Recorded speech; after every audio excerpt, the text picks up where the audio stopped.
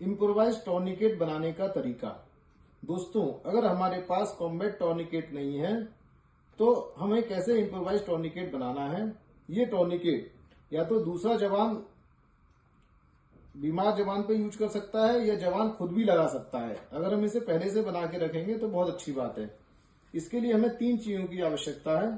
1.5 metre लंबी रस्सी जिसकी थिकनेस 1 सेंटीमीटर होनी चाहिए। 15 सेंटीमीटर लंबी स्टिक जिसकी थिकनेस भी 1 सेंटीमीटर होनी चाहिए और एक मजबूत धागा। पहले हम रस्सी लेंगे, उसके एक सिरे पर स्लिपिंग नॉट बनाएंगे। स्लिपिंग नॉट वो होती है जिसमें से दूसरी कॉर्ड या दूसरा एंड स्लिप हो सकता है। ये इस तरह ये स्लिपिंग नॉट बन गई। दूसरी एंड अब इस स्लिपिंग नॉट के बीच में से निकालेंगे। अब स्लिपिंग नॉट को थोड़ा सा टाइट करेंगे, दूसरे एंड को हम खींचेंगे। उस तरह हम देखेंगे एक लूप बन गया। अब आप ये देख रहे हैं एक बड़ा सिरा हो गया, एक छोटा सिरा हो गया। जो छोटा सिरा है और स्लिपिंग नॉट है उससे 5 सेंटीमीटर दूर हम जाएंगे और उसके अंदर लूप के अंदर से हम लकड़ी लगाएंगे बीच में और उसको फिक्स कर देंगे धागे की मदद से।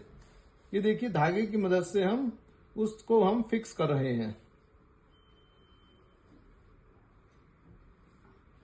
ध्यान ये रखना है ये लकड़ी लूप के अंदर से होनी चाहिए और फिक्स ये बिल्कुल टाइटली करना है। अगर हम दूसरे जवान पे लगाना है तो देखिए बूंद के ऊपर हम ये टॉर्निकेट लगा रहे हैं और ये हमने टाइट किया।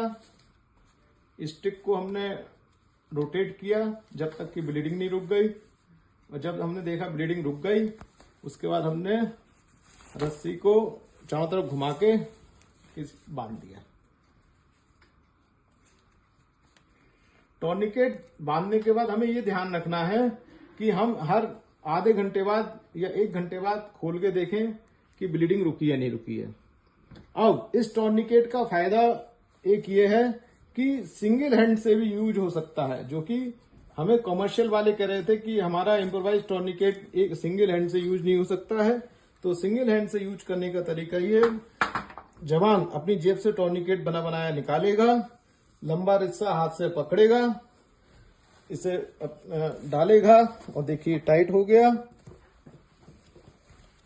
इसको और टाइट करेगा और इस तरह ब्लीडिंग रुक जाएगी। तो इमरजेंसी में वो सिंगल हैंड से भी एक जवान इसे यूज कर सकता है। Thank you.